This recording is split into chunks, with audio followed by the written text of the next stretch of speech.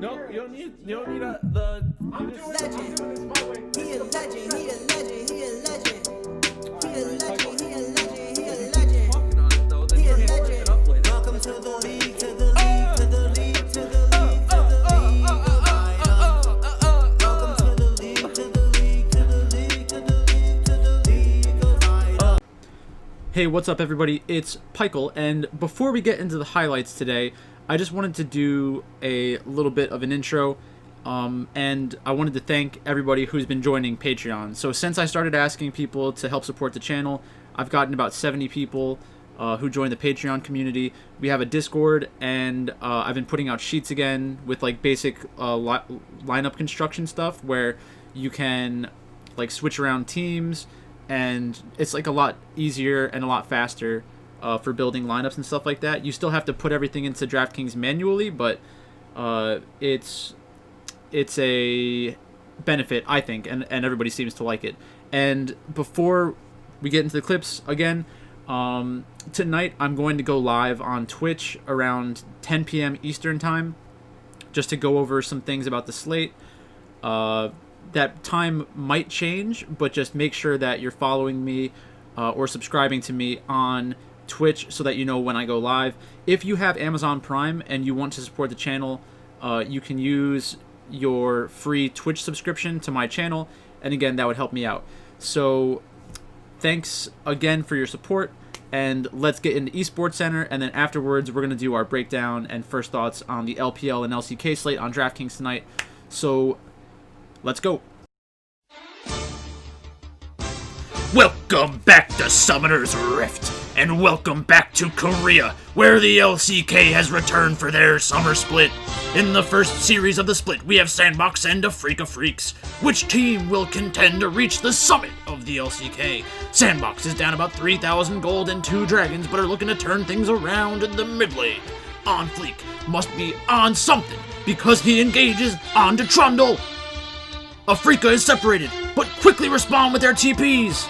Fly is ready to fly in with his ultimate, and Smells Like Teen Spirit continues to pedal backwards. Dove is looking to dive on the backline, and Ezreal is en route. Boom, boom, boom, boom, boom. Mystic drops 4. Do I see a 5th? Where's that Penta, baby? Aatrox, where you at? What?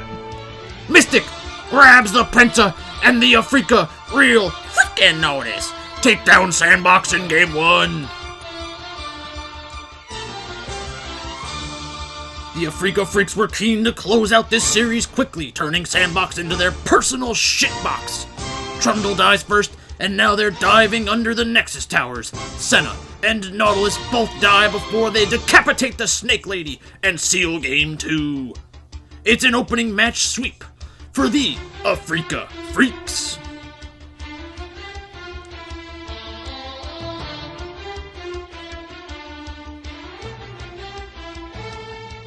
The second series of the night featured the two best teams in Korea. T1 and DragonX are fighting in the mid lane. Kana gets caught out, but Faker gets hooked by Keria, who's carrying his team to victory. Aphelios takes out Faker with a deft touch, and Duran snuffs out Ornn. T1 makes an effort under their Nexus towers, but it's not good enough. DragonX takes game 1. In game 2, the shoe's on the other foot, and T1 is pushing in the top lane with Baron buff. Chovy dives onto Teddy, but instantly ults out. Faker Playmaker sniffs out the play and sends Echo to hell. Now, with a man advantage, Set dives onto the backline, but nobody dies. T1 quickly resets, grabbing another wave in the mid lane and setting up a tower dive opportunity. Can DragonX hold on in game 2, or will we be going to a game 3? The minions crash. Set walks up and Facebreakers 2 before knocking out DragonX in game 2. Keria's got a man deep, unloads, and he's got him! Keria from way downtown connects on Teddy. Chovy from deep, and bang! Teddy falls! DragonX takes down the Spring Split champs in their first series of summer. Are DragonX the boys of summer in Korea? Meanwhile, in China, Invictus Gaming took on the Road Warriors. After a few disappointing performances, Invictus Gaming looks to be back on track. At the 25-minute mark, after taking down Dragon, it looks like, ning ning ning, we have a winner! Invictus Gaming takes down Road Warriors in Game 1 with a dominant performance from their jungler, Ning!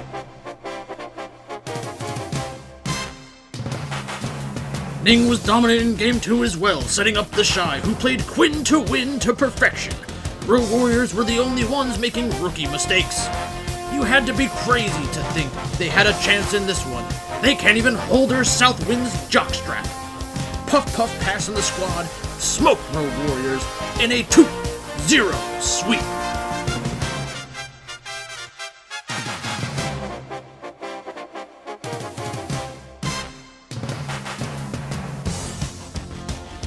In the final match of the day, Edward Gaming took on Sunning. At the 30-minute mark, Sunning is desperate and looks to sneak Dragon after Jai Jai Die dies. Bin dives on the wrong target in the backline. Audi falls, leaving it up to Help Us Ezreal, you're our only hope! And help he does as he drops a Felios before chasing down S of M.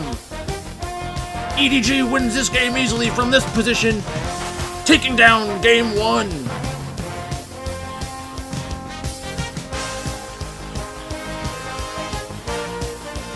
In Game 2, we join the action at the 33-minute mark. Sunning is looking for Dragon Soul. EDG engages and Sunning backs off quickly. The team fight devolves into chaos, and after a brilliant Bard ultimate by Sword Art, Sunning aces Edward Gaming, and we're headed for a Game 3. Sword Art putting the team on his back, and he knows it. Just look at his face as he screams at his teammates like a psychopath. That's pure passion!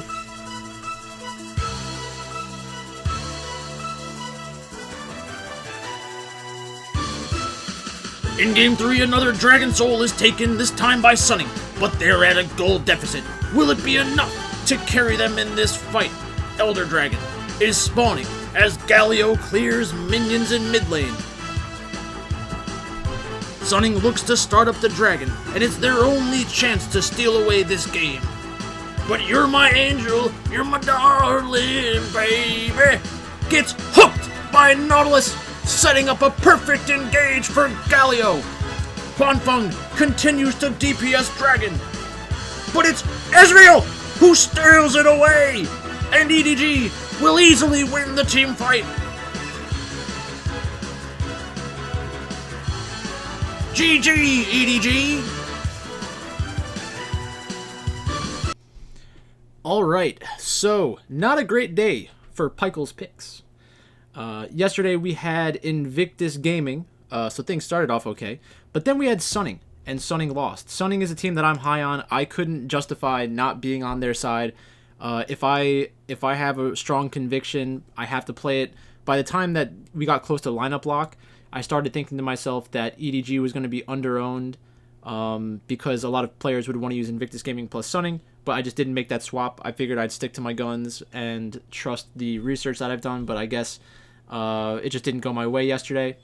And then a Freak of Freaks against Sandbox. I thought Sandbox was going to be the more talented team going into that match. They had a good early game in Game 1, but then everything just kind of went off the rails. They didn't play their team correctly, and I think that they didn't have the best draft either, but, you know, can't really think too much about that moving forward. We'll see what Yamato Cannon can do with the team. Probably not a lot, so I'll probably be anti-Sandbox for most of the split. T1 against DragonX. I mean, I know that DragonX was definitely a live dog, and that's another spot where I was thinking about getting onto DragonX on some of my teams because I thought that they'd probably be under-owned as well, but it's a spot where I know that T1 is a better team. I think that T1 wins that game more often than not, so I have to kind of just, you know, ride the favorite and what I think is one of the 3 best teams in the world. So I can live with those decisions. Tomorrow we have V5 against BLG, and we have KT against Hanwha Life. So the V5 match against BLG is going to be pretty interesting. The rosters already came out, so let's take a look at those real quick. I believe I retweeted them. Yeah, so they're already out there today. We have first matchup that we're looking at is V5 and BLG. So Bew, Weiwei, Mole, Sam D, and the PP God. It's going to be a lot of fun making Esportscenter tomorrow. I always love making Esportscenter when these guys are involved because it's just hilarious, like the kind of stuff that you can say. BLG, we have ADD, Best 16, Fofo, Wings, and Zinmo. I think that most people are going to be on the Victory 5 side of this tonight because they want Victory 5 to win. I think that they've been doing pretty well. It's been surprising. Now it's time for people to start overestimating them. BLG just beat E-Star. I know there was a lot of controversy surrounding their victory because Wei took Ignite, and he ended up getting like fined an entire month's salary, which is just kind of insane. But they take match fixing very seriously because there are a lot of team owners that are involved in like sports betting and casinos and that kind of stuff in one way or another. So they need to make sure that they aren't accused of match fixing and stuff like that. They're going to take that very seriously. Whether or not they do it, I have no idea. But I know that they take it extremely seriously. So when we have BLG against V5, if we take a look at the matchups, I think that ADD is probably better than Bew. I think Best 16 and Weiwei are pretty similar. I think Mole and Fofo are pretty similar. And I think that the bot lanes are pretty similar. So when I look at the money line, V5 is a big favorite. I think that's a pretty good spot to consider betting on the underdog. Not going to release my pick, but it is a pretty close match. Like for DraftKings purposes, I don't think you're crazy if you go one way or the other. I think that it's going to be the most popular game on the slate, so getting this game right is going to unlock the rest of the slate and kind of determine which sorts of builds wins. So I think if you're trying to figure out a way to approach building lineups tonight, I would say this is the game that you have to answer first. Do you think V5 wins or BLG wins? Then once you have that in place, you can kind of start thinking about the different options of teams that are going to stack well with them, and then that will dictate where the other players go with their salaries. So I would assume that if players are using a lot of V5, they're going to look to use RNG because they're the cheaper team from the second Chinese match, or maybe they go down to like a jungler as their captain and they pair them up with JDG. I think that's also a pretty decent option. For players using BLG, I think that's an easy way to get exposure to enough to create enough space in your lineups for JDG. And then it'll be interesting to see how many players start rostering Korean teams because of the results yesterday, where a Freak of Freaks was required to be in the lineup. So there's some game theory stuff there. You have to kind of try to anticipate what the field is going to do so that you can make intelligent decisions. We'll go over that tonight on my Twitch stream, 10 o'clock Eastern. I think I'm going to try to stream 10 o'clock every day. So like sometime during the day, you'll get my YouTube video, DFS Bachelor video probably, and then we'll have the Twitch stream later on. And as per usual, I'm always in the Discord talking to people. A lot of talkative people in the community right now, which is pretty good. They like bouncing ideas off of each other and kind of just talking to talk. It's pretty funny how fast it's kind of developing. So yeah, JDG against RNG. Again, if you're building lineups and you think this is going to be the most important match of the night, then you need to ask yourself, what side do you want to be on? What side of the matchup do you want to be on? So JDG is a 70% favorite against RNG. That is somewhat surprising. I think the value is definitely on RNG from a sportsbook perspective. But even though there's more value on that side, is it a spot where the sportsbook wants you to bet on RNG? RNG is already a team that's extremely popular in China, sorry. They're the most popular team, I believe, even with Uzi retiring. So I would assume that there's a lot of public money that gets bet onto a team like RNG. So maybe this is the sportsbook way of trying to entice them by giving them a big number. And then in Korea, we have KT against Team Dynamics. We do not have the rosters for Korea, but this is the first match of the day, so we should get them before lineup lock. For KT, I think Smeb will probably start. He took a break last split, but I think it was always his intention to come back. In the jungle, I believe Bono will be the starter. He was the better player last split. I believe it's going to be Kuro. Kuro and Smeb have been playing with each other for a long time, back to their Rocks Tigers days. So I think that this is a spot where they want to play with one another. They want to try to push for another world championship before their window closes. Aiming had a pretty good split last year, and Tucson is very similar to Kuro and Smeb in the fact that he's a little bit older. I think that their team has a lot of good experience. They're not the bloodiest team. They're very intelligent.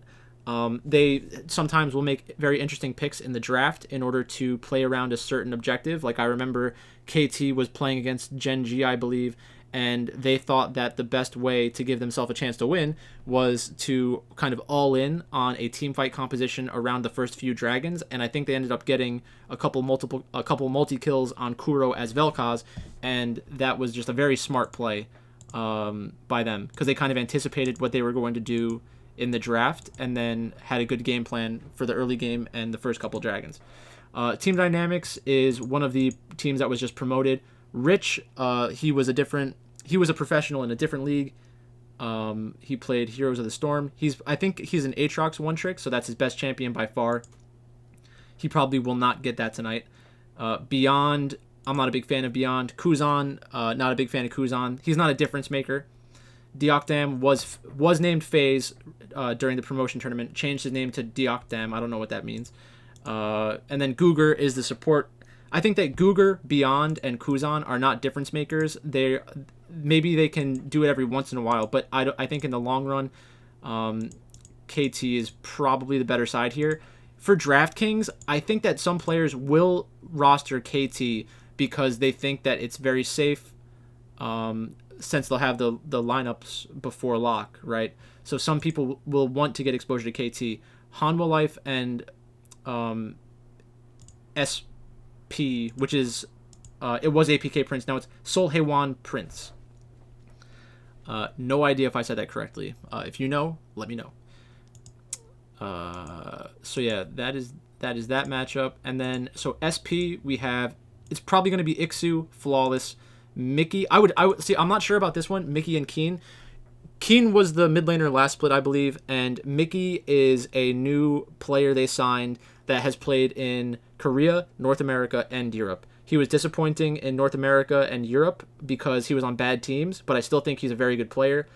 He used to be an extremely flashy player that could compete with Faker in one-on-ones. He was on, I think Mickey was on a Freak of Freaks the last time that he was in Korea, and he would have some ridiculous games that were like very fun to watch.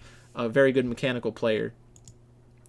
I believe it's going to be Hybrid in the bot lane. He had a couple of good matches last split where I think he had like tournament winning upside. There was a match against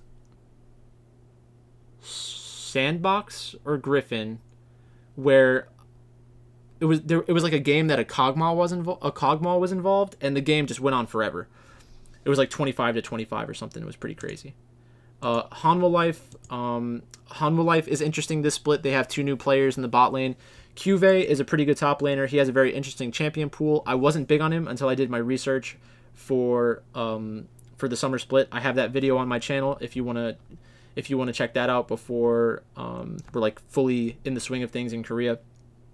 I think Haru is probably going to be the starting jungler. I'm not a huge fan of Haru. He's another player that is more of a legacy player. He's skirting by based off of his experience and his performances in the past. I don't think he's a difference maker. We have Lava in the mid lane. Lava's the only mid laner left from their roster last season, so I assume that he's going to start this matchup. But Hanwha Life was notorious last split for making substitutions and stuff like that, so be careful when you're rostering them.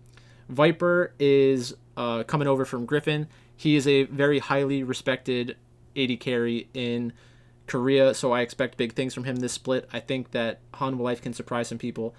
In the bot lane, we have Lehens, who has been the support for Viper for several years now, I believe, or at least several splits. They're a very good combination, so I doubt that they're going to split them up. Vista was an AD carry. Now he is a support player. Not sure what that's about. I can't really speak to that. But that's basically it for a first look. Like I said, tonight I'm going to be streaming around 10 o'clock, so please check out my Twitch stream. twitch.tv/The League of Items. The link is in the description. In the description, you'll also find the link to my Twitter, Patreon, and my PayPal. So a lot of people have asked me, like, what's the best way to support the channel? Joining Patreon is great. If you want to give me some kind of donation or tip or whatever you want to call it, the easiest and fastest way to do it is through PayPal. If you want to support the channel long term and like continuously support month after month, I would suggest coming to Patreon. I have my sheet. We discuss a lot of things in the Discord chat, and we're just building a community. I want to do this long term, not full time necessarily. Like I have a job, but this is a ton of fun. I really enjoy it. I love League of Legends. I love the DFS community and the community that we're building, in like the League of Items community. And I want to stick with this for as long as I can. So thanks for watching. If you have any suggestions for Esportscenter, if you have any suggestions for Esportscenter one-liners, please let me know, because it has a way of snowballing, and you can kind of like make connections between different things, and it's a lot of fun. Like last night on stream, a couple of people made some good jokes, and we're gonna use some of those the next time LGD plays. So thanks again, much appreciated. Make sure to check out the stream at 10 o'clock tonight, and if I don't see you there, I'll see you tomorrow.